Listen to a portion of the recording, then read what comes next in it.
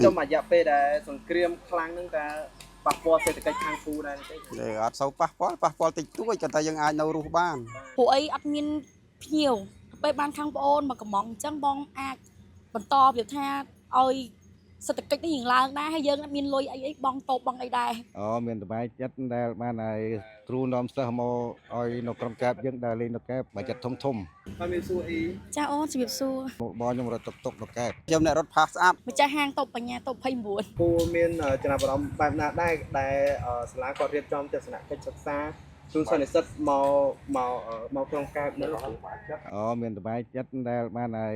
គ្រូនាំសិស្សមកឲ្យនៅក្រុមកែបយើងដើរលេងនៅកែបបើចិត្តធំ ជួយបានច្រើនអូនបានច្រើនពួកអីគាត់មកកន្លែងហាងបងគាត់កំងច្រើនវាជាមាននិស្សិតហើយនឹងពួកសិស្សអីមកច្រើនអញ្ចឹងបងអាចជួយបងបានច្រើន ជួយបានច្រើនដែរបងប្អូនមកលេងពូមានការងារធ្វើដែររត់បានលុយចាយដែរ បាទ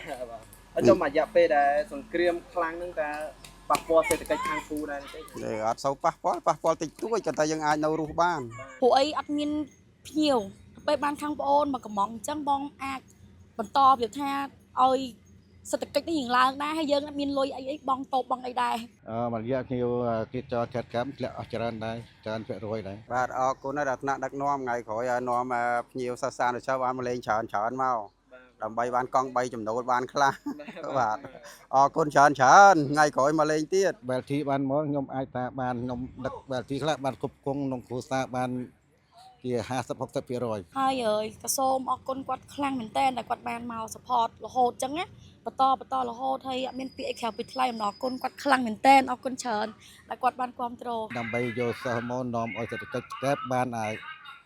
ឡើងបន្តិចបន្តួចដើម្បីជួយគ្រប់គ្រងក្នុងគ្រួសារក្នុងទឹកដីកែប